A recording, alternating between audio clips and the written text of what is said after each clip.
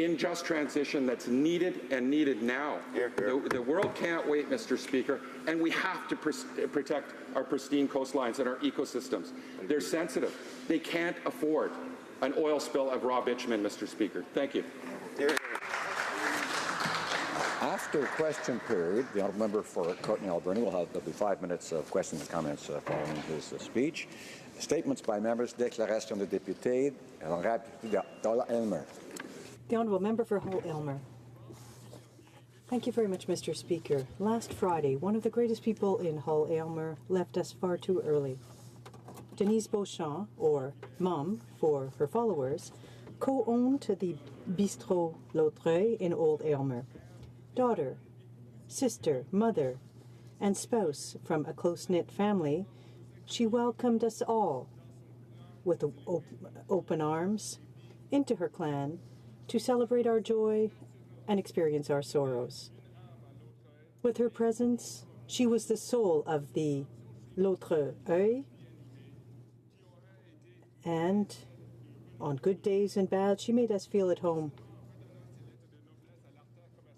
Not only did they helped to restore the Main Street back to its previous glory, she was also very active in the community and brought us together around very important causes. On behalf of the entire community of Hull-Aylmer, I offer my sincerest condolences to her family, to her friends, and to the people who had the privilege of spending time with her. Rest in peace, Denise.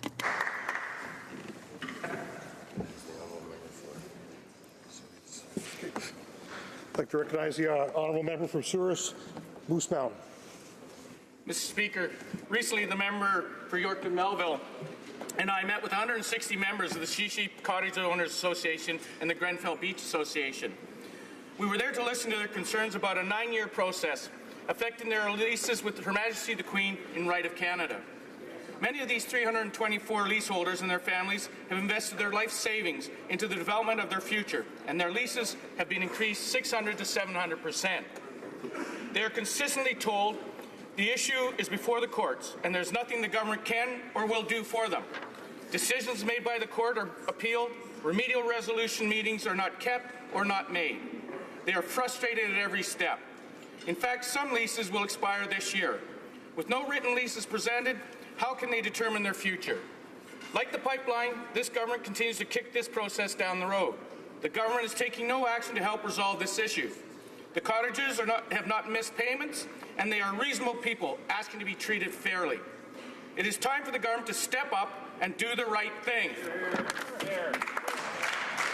Member for Winnipeg South.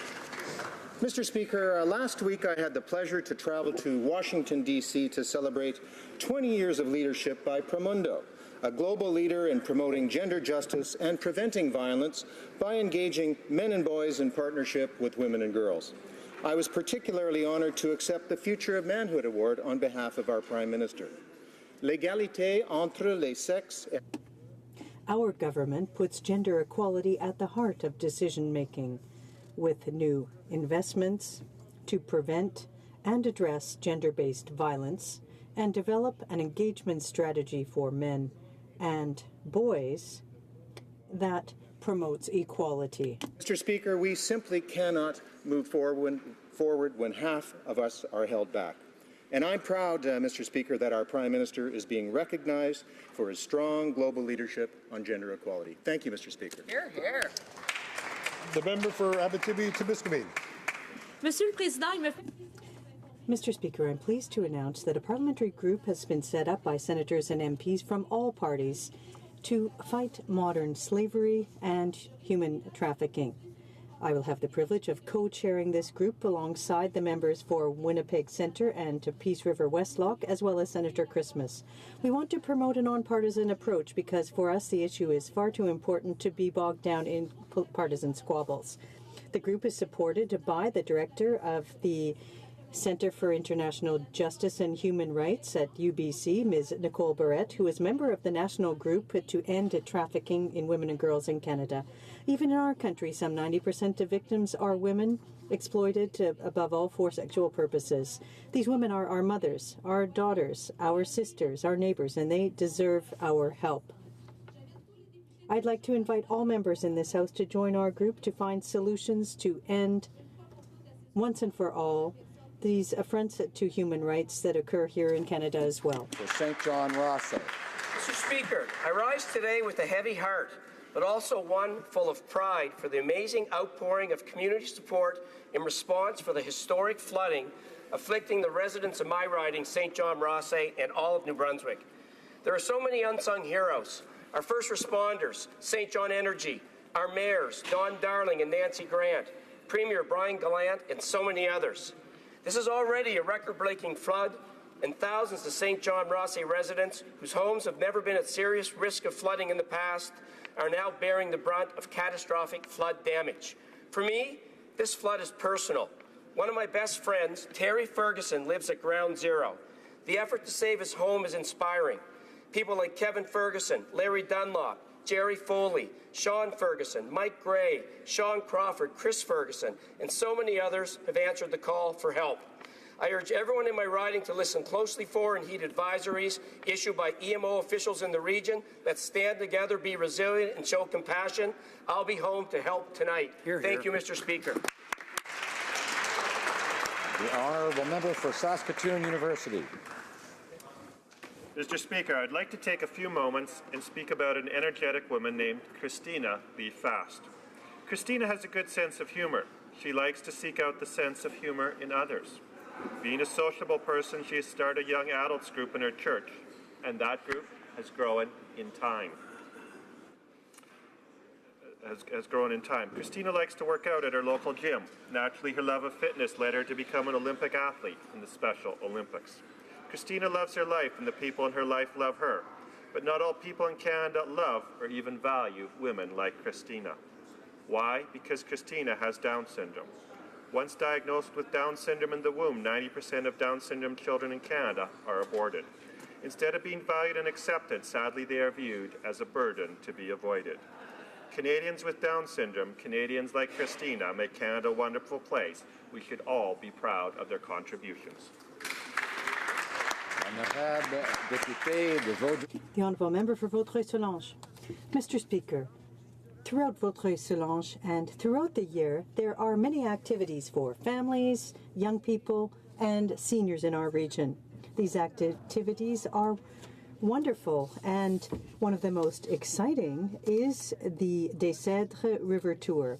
As part of this activity, a guide will take you on a journey through our history, help you discover the Soulanges Canal, the Cajot, the Prince Rapids ship, and the natural beauty of our region. This river adventure will give you a rare opportunity to see, feel, and experience Vaudreuil-Soulanges as never before. Mr. Speaker, I encourage everyone in Vaudreuil-Soulanges to join me, the Mayor of the Des Cèdres municipality, Mr. Raymond Larouche, and the Municipal Council to participate in the Des Cèdres River Tour. Honourable Member for London West. Mr. Speaker, today I rise to acknowledge Beverly Thompson, a London West resident and recipient of the Governor-General's Sovereign Medal for Volunteers. As an official Canadian honour, the Medal for Volunteers recognizes the exceptional volunteer achievements of Canadians from across the country. Beverly Thompson has spent many years helping those suffering from alcohol and drug addiction.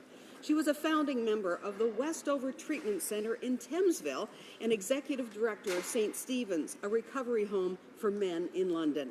After decades of devotion to get local and affordable treatment programs in place for people battling alcohol and drug dependency, Bev Thompson is still championing addiction awareness today.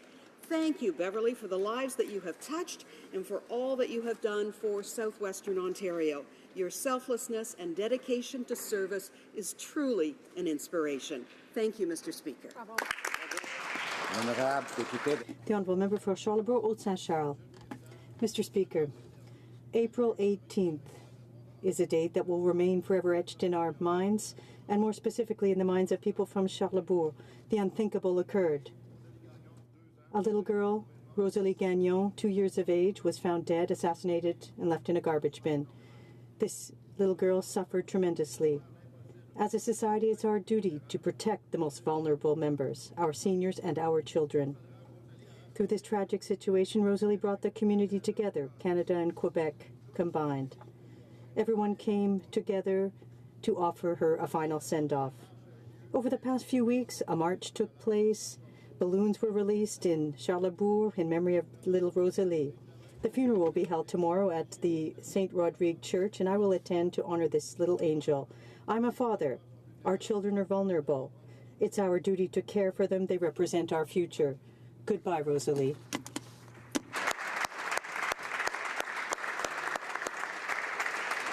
The honourable member for Thunder Bay, Rainy River.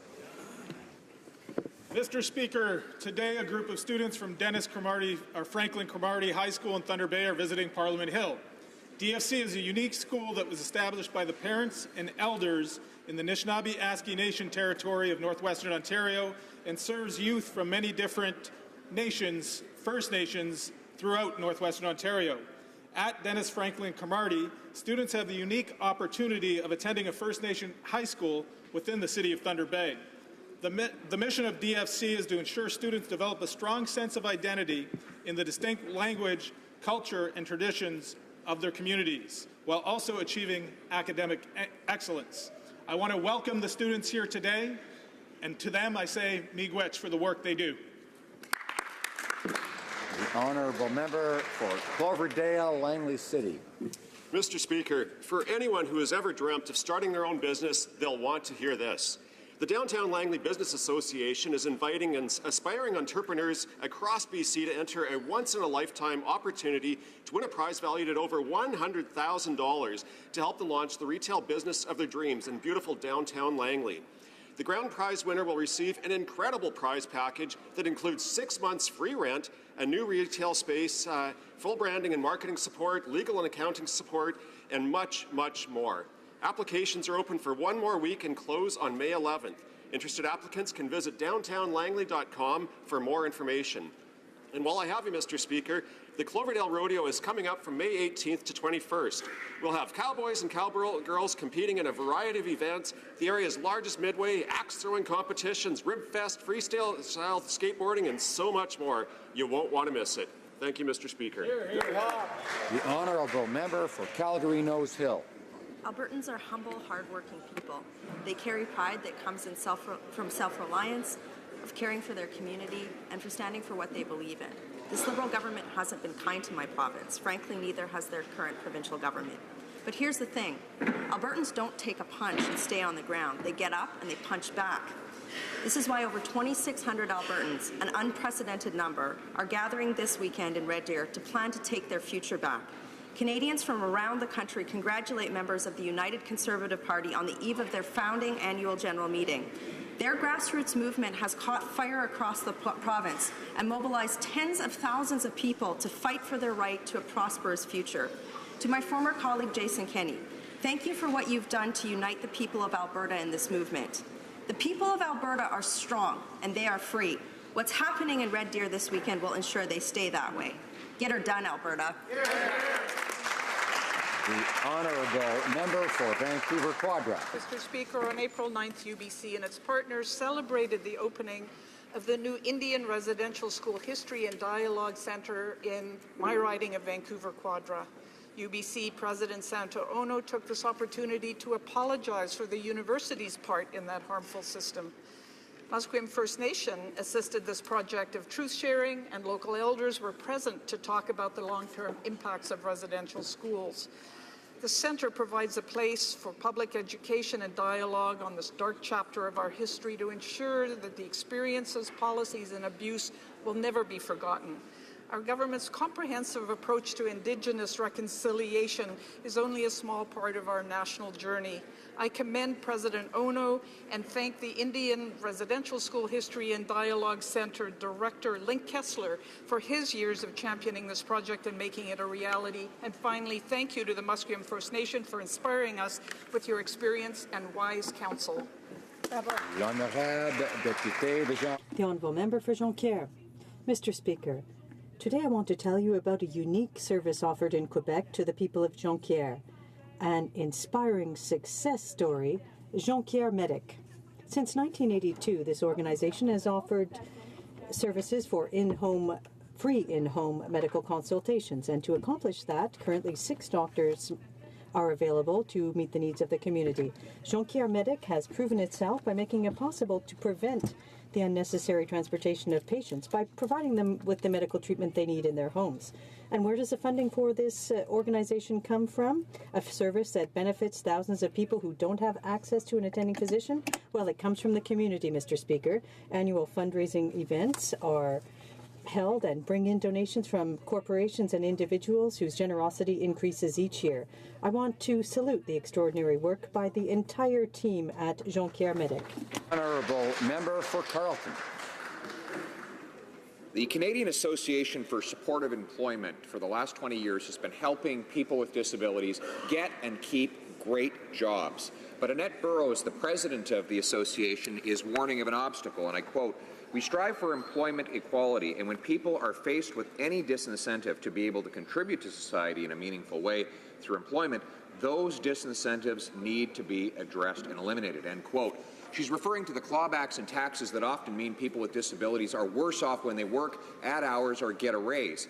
My bill, the Opportunity for Workers with Disabilities Act, would require governments ensure that people can always get ahead through their own hard work, and I'm happy to announce that Ms. Burrows and her association have endorsed that bill and said, and I quote, "The Opportunity Act would eliminate the disincentive to work due to excess clawbacks on disabled workers. I support its principles. I encourage all members of the House to do the same. Let's pass this bill and bring justice for hardworking Canadians." Honourable Member for Egmont. Mr. Speaker, this past week the spring lobster fishery in Prince Edward Island opened, and this also marks the time of year when farmers begin cultivating their land. I would like to take this opportunity to wish all farmers and fishers a safe and productive season and remind Canadians that the hard work of these people is why Canada has a strong reputation for the safest, most abundant food in the world.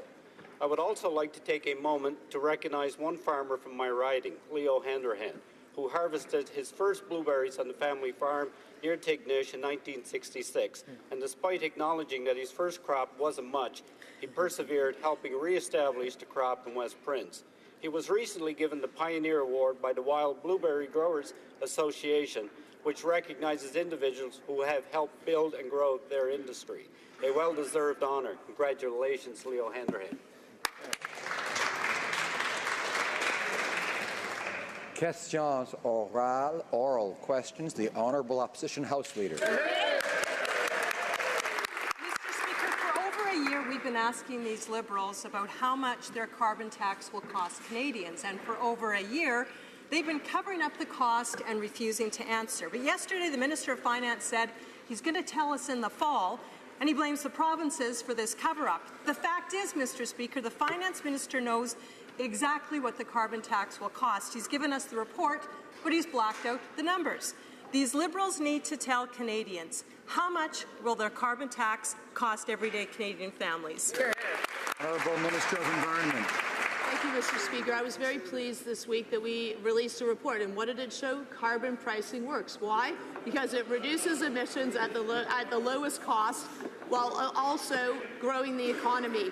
Provinces, 80% of Canadians live in a province where there's a price on pollution. There is no federal price on pollution. You can go look at British Columbia. British Columbia has been able to reduce its emissions while growing its economy. But what Canadians really want to know is what would the Conservatives do to tackle climate change? Honourable Opposition House Leader. Well, Mr. Speaker, high gas prices are not only a burden for Canadian families, but they are a job-killing expense for farmers, fishermen and business owners. My colleague Rob Moore from New Brunswick has been hearing from fishermen from right across Atlantic Canada. They're really angry about what this government has already done to the lobster and snow crab industries, and now they're very worried about the federal carbon tax and that they won't be able to afford fuel for their fishing vessels.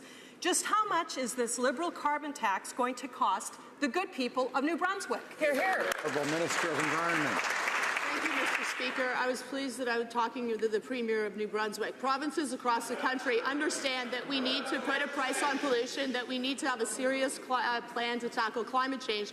Provinces are well within their rights to establish their own plan, as 80% of Canadians already live where there's a price. Ontario, Quebec, Alberta, BC. and the provinces can determine what to do with the revenues. They can return the revenues to individuals, to businesses. They can decide they're going to invest in energy efficiency. We think that that's the best way, because that's the way we can actually tackle climate change, work together, and grow our economy. Opposition House Leader. These elitist Liberals are completely out of touch with everyday Canadians. In rural areas and in provinces like New Brunswick and Nova Scotia, driving a vehicle is a necessity. Not using fuel is not an option. In some cases, the closest grocery store, hospital, or bank could be 50 kilometres or more away. Now, jet-setting millionaires like the Prime Minister can afford $1.81 a litre gas prices, but most Canadians can't afford that. So again, when will the Liberals tell us how much their carbon tax is going to cost everyday Canadians? Honourable Minister of Environment. I would note that in the past election, every single riding in Atlantic Canada was won by Liberals. I guess that was the message that was missed by the Conservatives. They did nothing. But you know what? The other thing that the Conservatives don't realize, that climate change is real. It's not an elitist view that it's having an impact on farmers. It's having an impact on fishers. It's having an impact on everyone, that we need to take smart, practical measures to tackle climate change. That is exactly what we're doing. L'honorable député de Lévis-Lobinière. The Honourable Member for Lévis-Lobinière. Mr. Speaker, according to the Parliamentary Budget Officer's report, the carbon tax will have a negative impact on the Canadian economy. A $10 billion impact by 2022. That is a lot of money for Canadian families. How much money is that for families that will be affected by the carbon tax, which is sexist, over the course of a year? Minister of the Environment. Mr. Speaker, I'm very surprised to hear them say that they are afraid of sexism because they closed 12 of 16 status of women offices. We know that we have to act on climate change. We have a plan. What Canadians are asking is, what's the Conservative plan? The Honourable Member for Lévis-Lobinière. Mr. Speaker, the sexist carbon tax is only going to be used to pay for Liberals' deficits caused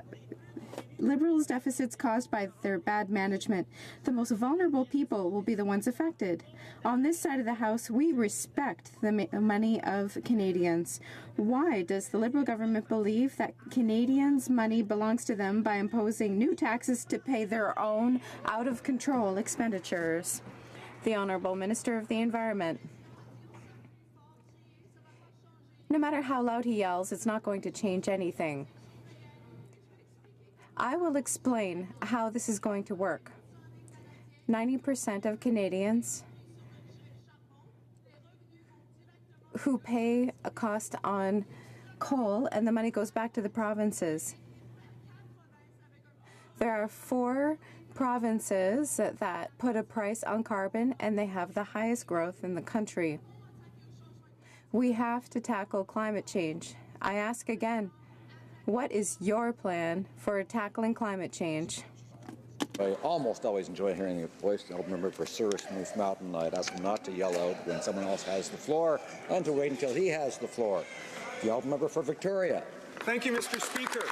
3 weeks ago, just outside these doors, NDP leader Jagmeet Singh, well, he suggested the federal government, BC, Alberta, and Indigenous leaders refer the jurisdictional issues concerning Kinder Morgan to the Supreme Court of Canada. Well, the Liberal government scoffed. They said it was a ridiculous proposal. Their jurisdiction was clear and beyond dispute. Now they've decided to join in the reference case to the BC Court of Appeal. Oops, if it was such a ridiculous idea then, why is it such a good idea now? The Honourable Parliamentary Secretary to the Minister of Natural Resources. Thank you, Mr. Speaker. We are intervening in the reference question filed by BC. We are confident in our jurisdiction and will intervene to defend the national interest. The TMX project is of vital strategic interest to Canada, and it will be built. Our government has initiated formal financial discussions with Kinder Morgan, the result of which will be to remove uncertainty overhanging the project. We are also actively pursuing legislative options that will assert and reinforce the federal jurisdiction in this matter, which we know we clearly have. Hundreds of thousands of hardworking Canadians depend on this project being built. Thank you. Député de Jonquière. The Honourable Member for Jonquière. Mr. Speaker, almost a month ago, the NDP proposed working with British Columbia, Alberta, and Indigenous communities on a reference to the Supreme Court about Kinder Morgan. The Liberals thought it was ridiculous, but yesterday we found out that they're going to intervene in legal proceedings launched by the government of British Columbia. Not only are they slowing the process down, but they continue to ignore that there's a faster solution. What's the government waiting for to send this file to the Supreme Court? The Honourable Parliamentary Secretary. We are intervening in the reference question filed by BC. We are doing so because we are confident in our jurisdiction, and we will intervene to defend what is in the national interest. The TMX project is a vital strategic interest to Canada, and it will be built. We are also actively pursuing legislative options that will assert and reinforce the federal jurisdiction in this matter, which we know we clearly have. Our government has also initiated formal financial discussions with Kinder Morgan, the result of which will be to remove uncertainty overhanging this project. Thank you, Mr. Speaker. The Honourable Member for Jonquière. Mr. Speaker, another file, another disagreement with the provinces. Health transfers, Kinder Morgan, price of carbon, taxing cannabis, taxing products online, reopening the Constitution, and I could go on. This time, we're likely to end up in court regarding the authorization to grow cannabis at home. We're far from the leadership and cooperative federalism we had been promised. Will the government stop ignoring the concerns of provinces and finally work with them? The Honourable Minister of Health. The current approach to cannabis isn't working. It allows criminals to profit from it and hasn't kept cannabis out of the hands of our children. We respect the work that the Senate does, and we are looking forward to reviewing the report that is currently being worked on. The government is confident that C-45 will be passed in June. Our government has taken steps to respond to communities, including Indigenous communities. So much for cooperative federalism in sunny ways, Mr. Speaker. Cooperative federalism, well, that means actually working with the provinces, not simply telling them this is the way things are. Now provinces are raising concerns about home cultivation of marijuana, but the Prime Minister simply says, no way, we're going ahead regardless of your concerns. When did the Liberals decide to abandon cooperative federalism? Exactly. Honourable Minister of Health. Mr. Speaker, the approach to cannabis does not work. It has allowed criminals and organized crime to profit while failing to keep cannabis out of the hands of youth. We respect the work that the Senate has been doing, and we look forward to reviewing the recommendations brought forward by the Social Committee.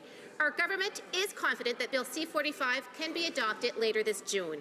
Our government has taken important steps to address specific interests expressed by Indigenous communities and other groups. We will continue to collaborate with provinces and territories to ensure that a reasonable transition towards the legal market is brought forward. Thank you, Mr. Speaker. Member for Battleford's Lloydminster. Mr. Speaker, the Prime Minister is ignoring the basic economic reality that his carbon tax unfairly punishes farmers and rural communities. He refuses to accept Saskatchewan's own climate change strategy and continues to threaten my province. Yet, at the same time, he refuses to come clean about the actual cost of his carbon tax on Canadians. If the Prime Minister can't answer this basic question about his carbon tax, will the Public Safety Minister from Saskatchewan answer this question? The Honourable Minister of Agriculture. Thank you, Mr. Speaker. In the last election, we campaigned on improving the economy and protecting the environment. We have protecting the environment, and we have the best growth in the G7. We have also not taken science money out of agriculture like the previous Harper government did. We have added $100 million to the science budget in agriculture. We will and will continue, we have and will continue to support the agricultural sector in this country, Mr. Speaker. Member for Saskatoon Grasswood. Thank you, Mr. Speaker. The Liberal carbon tax will have a negative impact on Saskatchewan's export, along with their energy industry's competitiveness. This will be one of the largest national tax increases in Canadian history, and that's why my province is taking it to the Supreme Court. This tax affects everyone, every man, woman, and child in my province. Analysis has been done. The Liberals know the answer, yet they continue to cover it up. So why won't the Public Safety Minister from my province of Saskatchewan come clean and give us the numbers? The Honourable Minister of Public Safety. Mr. Speaker, I think the honourable gentleman missed my speech last year where I described some of these issues in considerable detail before the Canadian Club in a meeting in Regina. The fact of the matter is, Mr. Speaker, the province of Saskatchewan has the full option to design a carbon pricing system of its own, including the exemption of farm fuel, including the exemption of small oil and gas companies, if they would choose to do so. If they do not choose to do so, Mr. Speaker, the fallback position will come into effect, but the first right.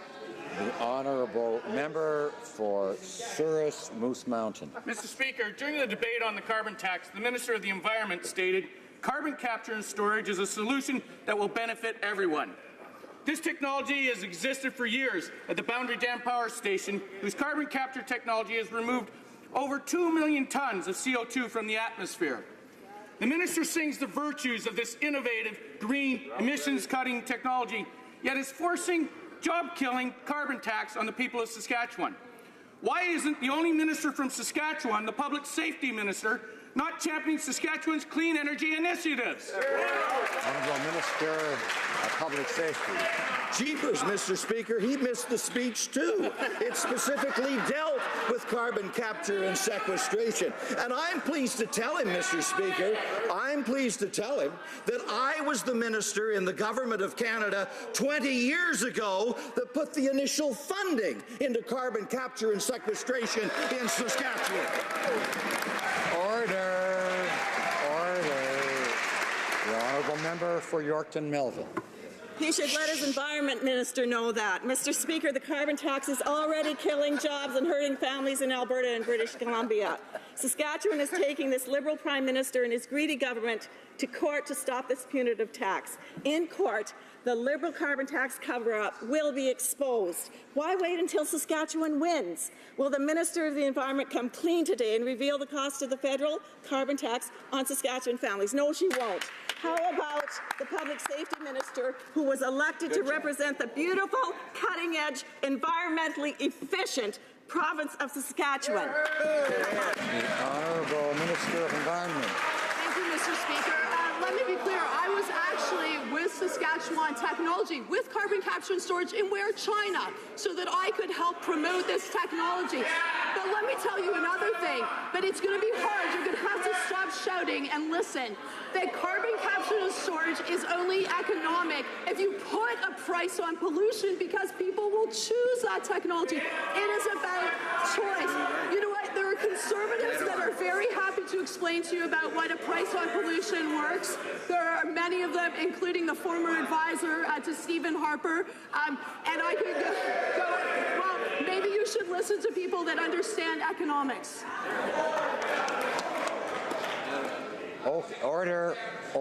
On the one hand, I'd ask members to listen and to not be interrupting when someone else has the floor. On the other, I'd ask the Honourable Minister to remember to address her comments to the Chair.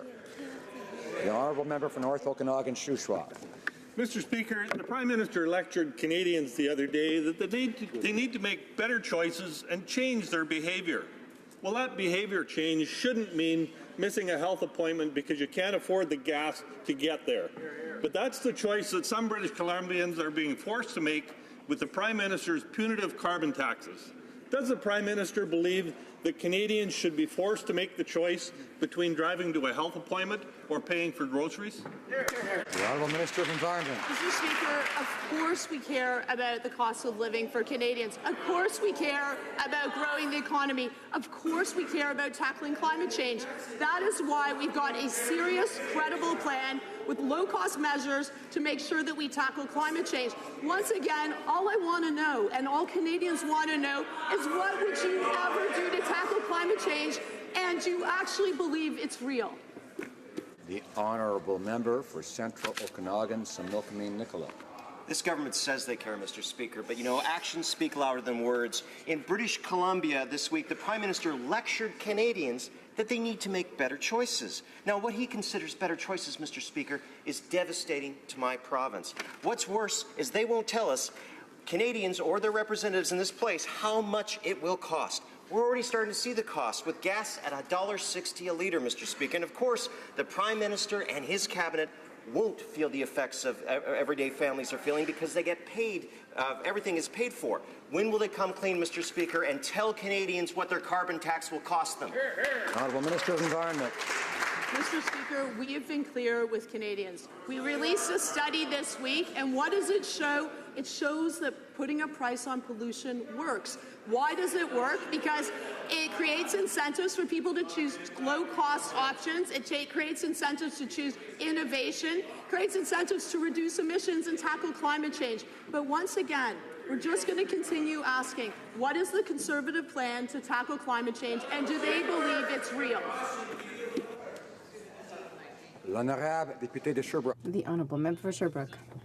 2 years ago, we found out that the CRA wrote up an amnesty letter to rich clients for KPMG.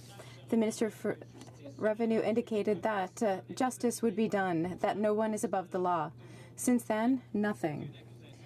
No criminal charges against KPMG or its clients.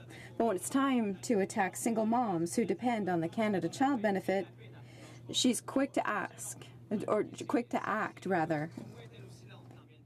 Why is she so slow when it comes time to prosecute real fraudsters like KPMG and its clients?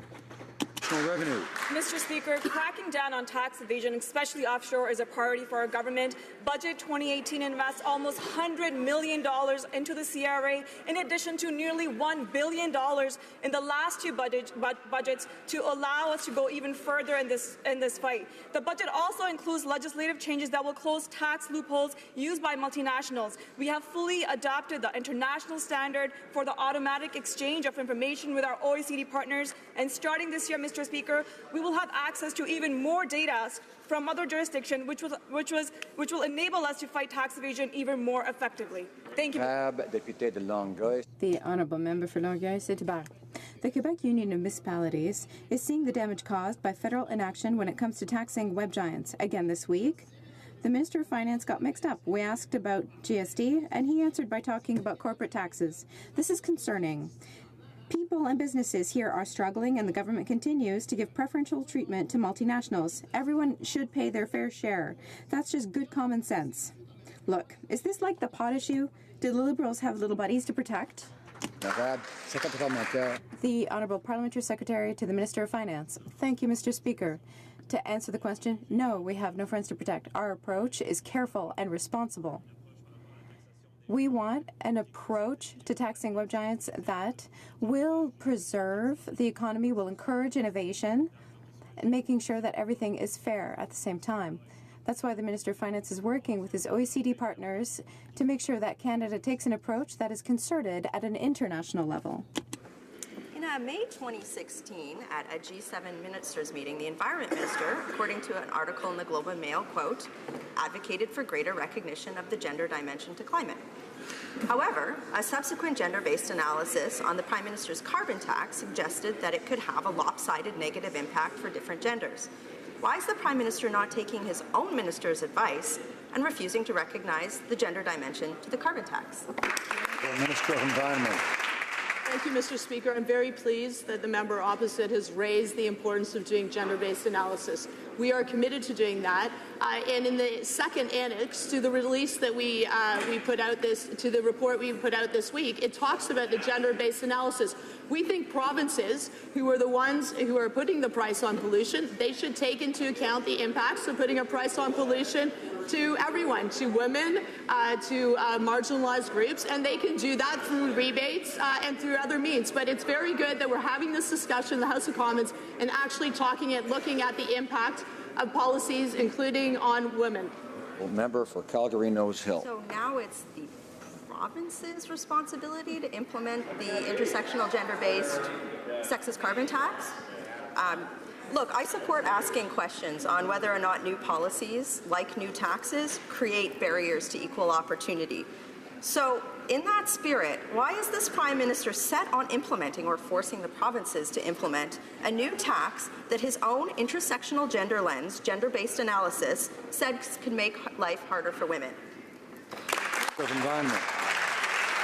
purpose of doing a gender-based analysis is basically every policy can have a disproportionate impact on different groups. So we actually did this. I would encourage the member opposite to review Schedule 2 to the report. Yes, provinces are the ones who are putting a price on pollution. In fact, 80% of Canadians live in a province where they put a price on pollution.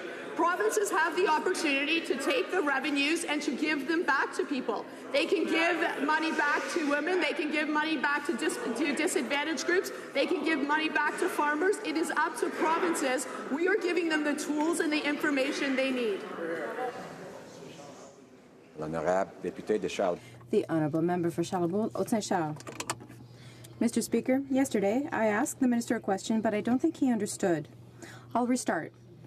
In 2010, the Harper government appointed a special advisor to the Privy Council office for matters dealing with human trafficking and illegal migration, but this advisor retired in 2016. Since then, the position has remained unfilled.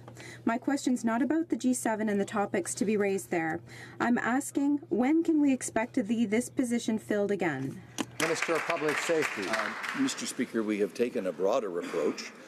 We have, in fact, embedded these issues with respect to human trafficking in a broad range of federal government policies at the G7, but beyond the G7.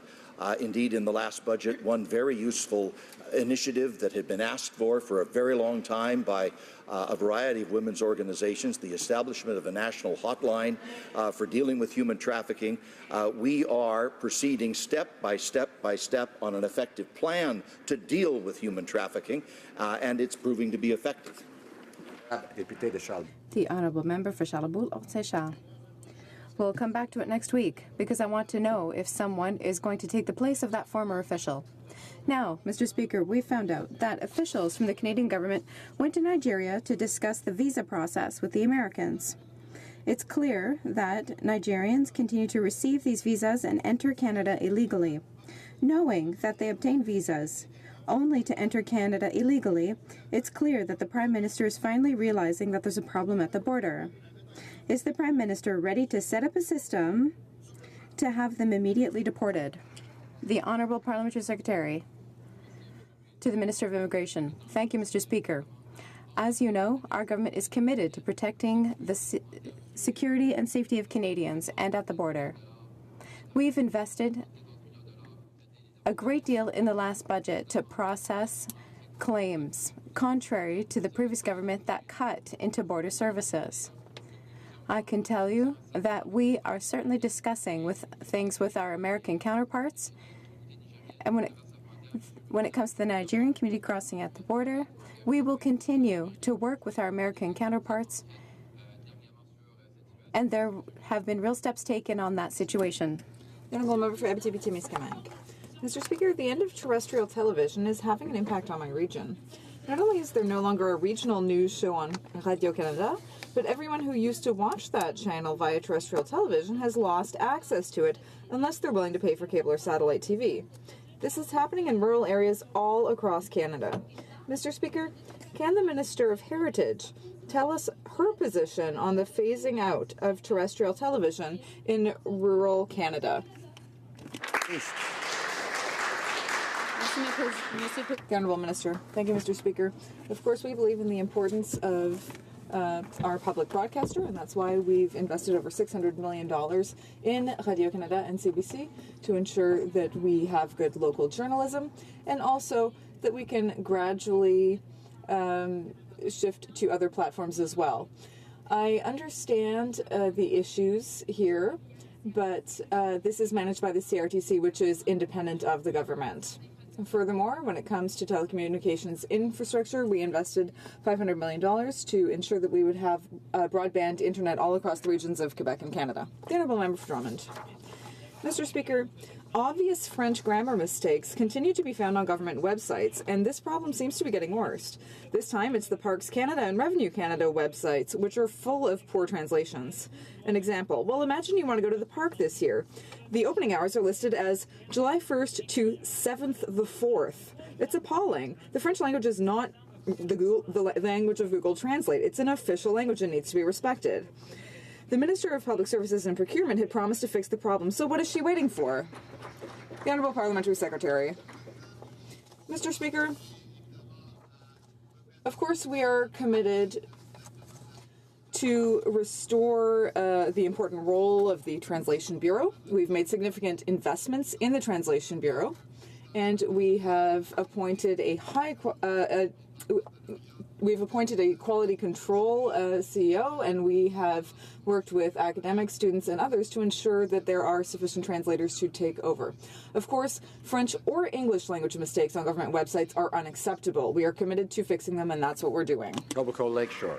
Mr. Speaker, Portugal was one of the very first countries to ratify CETA agreement last November. CETA was an important step in our bilateral relations, providing great opportunities for businesses and workers in both countries.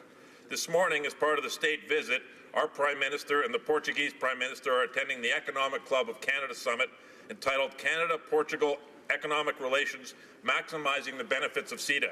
Can the Parliamentary Secretary to the Minister of International Trade tell us a little bit more about the benefits of CETA for our two great countries? Obrigado, Mr. Speaker. The Honourable Parliamentary Secretary. I would like to thank the member from Etobicoke Lakeshore for his great question. Canada and Portugal are long-standing friends and allies and important commercial partners, and CETA marks an important new chapter in our relationship. With the increased market access from CETA, our exports to Portugal have already increased by over 40%. We are very grateful for the support and leadership Portugal has shown. With CETA, Canadian companies, especially in sectors like oilseeds, aircraft and cereals, are benefiting. Mr. Speaker, this historic progressive trade agreement is creating opportunity for the middle class today. Honourable Member for Barrie Innisfil. Well, when it comes to the issue of electoral reform, Canadians shouldn't have an ounce of trust in Liberals doing the right thing. Anyone remember that 2015 was going to be the last election under first past the post? Well, that lasted about a year or so until Canadians realized the Liberals were trying to rig the election system in their favour. Mr. Speaker, why is it every time that the Liberal Party wants to change things for the better, it ends up being better for them? Here, here. The Parliamentary Secretary to the Minister of Democratic Institutions. Mr. Speaker, we're committed to strengthening Canada's democratic institutions and increasing Canada's trust and participation in our democratic processes. C-76 is a great example of that. This bill will increase the transparency of our electoral process. It will make elections more accessible to all Canadians. It will make the electoral process more secure and ensure political parties protect Canadians' privacy. We believe that a whole-of-government approach is required to protect Canada's democratic institutions, and we look forward to working with all members in the House to build a more open and transparent system for Canada. For Barrie Innisfil. Well, last election, nearly 1 million incorrect voter information cards were mailed out. The Liberals now want those to be used as proof of address. Outside foreign influencers funneled millions of dollars into Canada last election and as an assault on our democracy. They've left the door open for the same thing to happen in 2019. Liberal operatives can organize to verbally vouch for individuals with no ID and allow their vote to count. Mr. Speaker, why is the Prime Minister ripping democracy out of the hands of Canadians and giving it to foreigners and Liberal operatives? Hear, hear. Parliamentary Secretary. Mr. Speaker, the main challenge for our electoral democracy isn't voter fraud, but voter participation. Eliminating the voter ID card does not improve the integrity of the system. It only takes away the ability of many qualified voters to vote. In Bill C-76, we're not only restoring the use of voter identification cards and vouching, but we're also giving back the mandate for Elections Canada to promote participation. The Conservative Party's so-called Fair Elections Act was simply cover for a government determined to wring political gain from every measure. Mr. Speaker, we'll take no lessons from the party opposite. We believe Canadians have a right to vote, and that's what we'll continue to fight for. Honourable Member for Kitchener-Conestoga. Mr. Speaker, we know that the Liberal carbon tax will raise fuel costs by over 10 cents per litre. For a farmer in Kitchener-Conestoga, that means an additional $6,000 a year just for this carbon tax. Add to that the cost of getting his feed to his farm and getting his milk to market. These costs will be devastating. Mr. Speaker, why is the Liberal government patting their books on the back of the farmers in my riding of Kitchener-Conestoga? Honourable Minister of Environment. Mr. Speaker, I want to be very clear to Canadians that we have committed that all revenues will be returned to the province. And in the province of Ontario, there is a price on pollution, as there is in Alberta, BC, Ontario, Quebec. 80% of Canadians live in a jurisdiction where there's a price on pollution, and guess what? They're the fastest growing economies in the country while reducing our emissions. Isn't that what we should all want? Shouldn't we all want that we tackle climate change for our kids, that we should also grow our economy and create jobs? And I wish the party opposite would understand you can do both. Honourable member for Medicine Hat, Cardston Warner. Mr. Speaker, communities in New Brunswick are currently experiencing record flooding, with water levels expected to continue to rise in southern regions of the province over the coming days. Families along the St. John River have been forced to leave their homes, and dozens of roads have been closed, leaving others cut off and in need of assistance.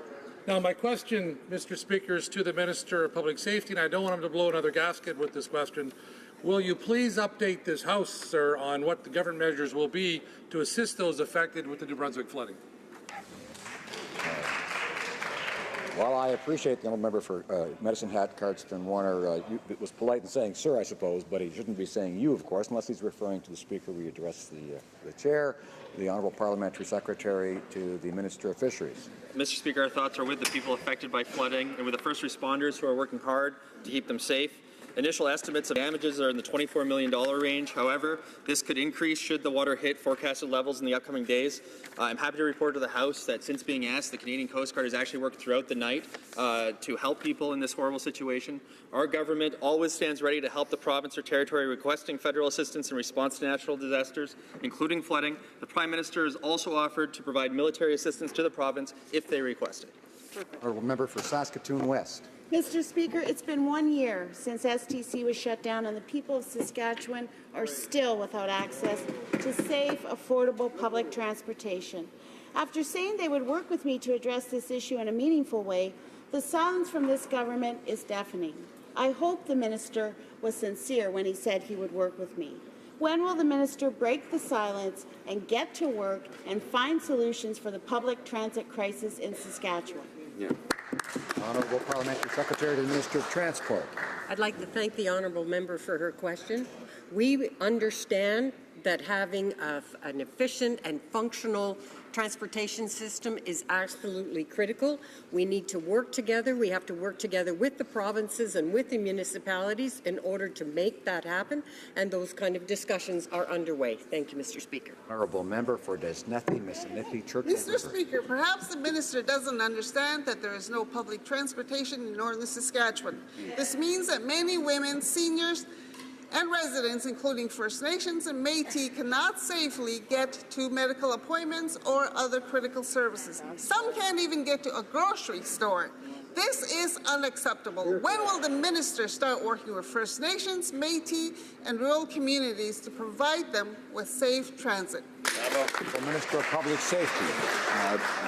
Mr. Speaker, the honourable member knows, of course, that the decision to cancel the Saskatchewan Transportation Company and to eliminate that service across Saskatchewan was a decision taken by the provincial government. The federal government has infrastructure programming available to support transit services and facilities. The Government of Canada does not actually operate the bus system, but the Government of Canada can invest in the physical assets that are required to support the bus system. There would need to be a proponent in Saskatchewan willing to bring forward that proposition. Honourable member for Sarnia-Lambton. Mr. Speaker, my palliative care bill passed into law last year. As part of that law, the health minister is required to meet with the provinces to determine the services to be covered, appropriate training for the different levels of service provision, and to get input on a plan to get consistent access to palliative care for all Canadians. Since the law passed, the term palliative care was removed from the 2018 budget. So why is the minister dragging her feet on this very important issue? The Minister of Health. Thank you very much, Mr. Speaker. Mr. Speaker, we recognize that Canadians want to stay independent as long as possible, and if they need services, they want to receive them within their home. In addition to the Canada Health transfer payments, we've invested more than $6 billion to provinces and territories to ensure that better home care and palliative care services are in place. We recently announced $6 million to Pallium Canada to increase capacity to deliver palliative care to communities. And also, I look forward to working with provinces and territories as we move forward in the implementation of Bill C-277, as we certainly want to make sure that the provisions of the bill are put in place. Thank you, Mr. The honourable member for Kamloops Thompson Carroll. Mr. Speaker, after lengthy court battles, Charmaine Stick finally won the right to see her band's financial information, Onion Creek. The vast majority of bands publish this information freely. However, this government has enabled the rest to hide their books. As Charmaine said, quote, now that we have the numbers, our leaders are going to have to start answering tough questions. That's what it should be, communities that are empowered. Why is this government continuing to be complicit in this cover-up? Honourable Parliamentary Secretary to the Minister of Indigenous Services. Mr. Speaker, everyone, including First Nation governments, support transparency and accountability. We held 27 engagement sessions from coast to coast to coast and heard clearly from First Nations that top-down solutions do not work. We are moving forward with the co-development of a mutual accountability framework, which was a recommendation from the new fiscal relationship report that was developed with AFN. Mutual transparency and accountability will only be improved by working in true partnership with First Nations. Honourable Member for Beauport, Limoilou. Mr. Speaker, on April 6th, the Ministers for Finance, International Trade, and Families, Children and Social Development visited the Port of Quebec.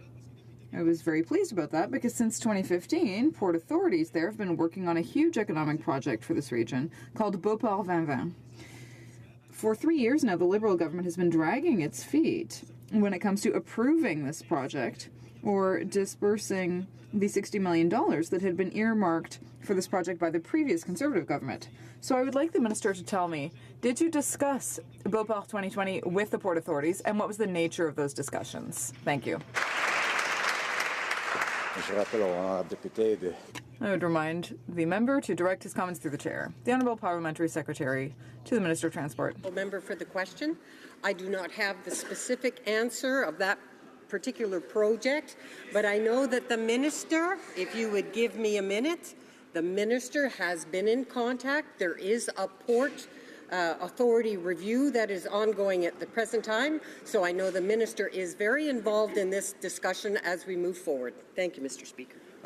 The honourable member knows that I will give members 35 seconds and not give them a minute, but I don't think she was actually meaning to talk to me when she said you, which she ought to be doing if she's using the word you, so I'd ask her to direct her comments to the chair. The honourable member for New Brunswick Southwest. Thank you, Mr. Speaker. The flooding in New Brunswick is unprecedented. This week, I've been very involved, as always, talking with my constituents, but also the Minister of Fisheries, EMO officials, mayors, and volunteers about this flooding. Would the Minister please inform this House how our government will help New Brunswickers in my riding of New Brunswick Southwest impacted by this unprecedented flooding? Thank you. Honourable Parliamentary Secretary. Mr. Speaker, I'd like to start by thanking the honourable member from New Brunswick Southwest for an important question. Our thoughts are with the people of New Brunswick, and we offer all support that we can during this challenging time. That's why yesterday, at the request of the government of New Brunswick, the Canadian Coast Guard committed to assisting the flood relief effort across the province. In addition to boats and personnel, the Coast Guard will help residents safeguard their homes against potential damage. The safety and security of New Brunswickers is a priority for our government, in fact, all members of this House, and we are committed to doing everything we can to support New Brunswickers during this difficult time. Thank you, Mr. Speaker. Well done. L'honorable député de Montmagny. The Honourable Member for Montmagny, Lille, Kamouraska, Rivière-du-Loup. Mr. Speaker, the Prime Minister said during the election campaign that his budget would balance itself. Once they came to power, the Minister of National Revenue thought that giving $1 billion to public servants would help recover $25 billion, but that didn't happen. But a Nova Scotia sculptor named Steve Higgins has been hit with a $14,000 bill because the CRA considers his work to be just a hobby. After targeting single mothers and people with disabilities, why are the Liberals now trying to balance the budget on the backs of honest citizens like Mr. Higgins? National Revenue. Thank you, Mr. Speaker. Mr. Speaker, Canadian artists are among the most talented in the world, and we will work with our art partners to support them in their work. As my colleague opposite knows very well, I cannot comment on specific cases. The rules surrounding what is considered a hobby or a business are defined in the Income Tax Act, the test for which has been defined by the Supreme Court in 2002. We are committed to working with artists and stakeholders from the arts community to ensure that they have the tools and information needed to understand their tax obligations. Thank you, Mr. Speaker. The Honourable Member for Château-Guay-Lacolle. Mr. Speaker, we live in a world where women living in poverty must face shocking inequalities from cradle to grave. Access to education, jobs, property, responsibilities. Women are far from enjoying the same advantages as men. Can the Minister of International Development and the Francophonie tell this House how our feminist international assistance policy is making a difference for women in developing countries? The Honourable Minister. Thank you, Mr. Speaker. I thank my colleague, First Château for her support of women's issues. With our feminist assistance policy, we are helping to end poverty and support women and girls by supporting local organizations, by funding education, and by reducing the barriers that are preventing teenagers from going to school. We want to give them access to all sexual and reproductive healthcare services and putting women and girls to work. That will make our world fairer and more inclusive. Niagara West. Mr. Speaker, Canadian companies are waiting on this Liberal government to do something on TPP. They know that being one of the first of the agreement will give them a head start on selling their high-quality products to a market of 500 million consumers. The Prime Minister has given no timeline on the ratification. Mr. Speaker, could the Liberals tell us when we will see legislation so that Canadian companies can start taking advantage of this great Conservative negotiated agreement? Hear, hear. The Honourable Parliamentary Secretary to the Ministry of International Trade. Bien sûr, la ratification. Of course, the ratification of the TPP is a priority for our government.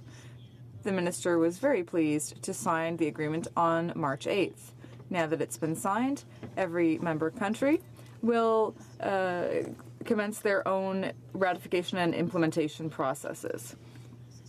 As you know, this must go through the normal legislative process before being ratified. I'm looking forward to working with my dear colleague on this legislative project. Member for Central Nova.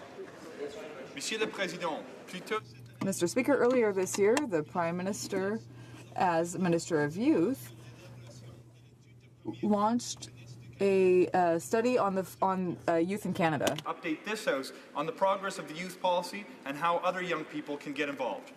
Honourable Parliamentary Secretary. Mr. Speaker, I'd like to thank my honourable colleague from Central Nova for his very important question. As you know, Mr. Speaker, the Prime Minister firmly believes that youth are not just leaders of tomorrow, but they're the leaders of today. And that's why the for youth, by youth approach that we've taken to the creation of the first ever youth policy for Canada is proof of just that. And we've had an opportunity to speak with thousands of youth from all across the country about the issues that matter most to them, Mr. Speaker, but we always want to reach out to more. Et c'est pour cette raison, Monsieur le Président. And that's why, Mr. Speaker, I encourage all members of this House to encourage young people in their ridings to visit the website youthaction.ca to give their feedback. Honourable Member for Joliette. Mr. Speaker, yesterday the Competition Bureau spoke to the media and responded to our request for an investigation into gas price fixing. They talked about a plot and asked Canadians to send them evidence. Mr. Speaker, when the authorities start asking for the public's help, it's clear that we need a real investigation.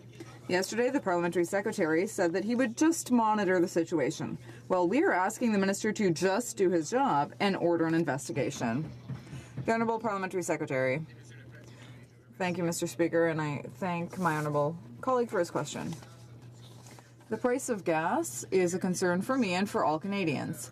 We are determined to ensure that the price that consumers pay is the result of a fair competitive market. When the Competition Bureau notices such behavior that goes against the Competition Act, they do not hesitate to take action to protect consumers.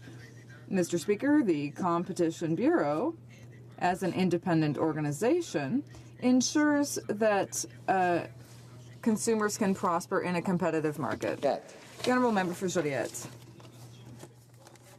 Only the Minister has the power to order an investigation, and that's what we're calling on him to do. Oil executives aren't worried that the price of gas will ruin their holiday this summer. Quite the contrary. Esso's profits grew 55% year over year. Valero, 27%. Suncor, 22%. Meanwhile, and just in time for Saint-Jean-Baptiste Day, Quebecers will again be facing a bad surprise at the pumps. So I call the government to side with ordinary people for once instead of the oil companies. Is that too much to ask? The Honourable Parliamentary Secretary. Thank you, Mr. Speaker. The government does not have jurisdiction directly over gas prices. Only the provinces and territories have that authority. The Competition Bureau will take steps if there is proof of anti-competitive behavior. Following an investigation, 15 companies and several individuals were accused in the past of having participated in a gas price fixing plot in 4 regions of Quebec. Some of them have pled guilty or have been convicted and have been fined. The Honourable Member for Repentigny. The Prime Minister didn't care at all about Quebec's opinion about legalizing cannabis. Nor did the Prime Minister care about imposing a date for implementing new home-growing rules. Mr. Speaker, the same goes for health transfers, Netflix privileges, tax havens, and so much more.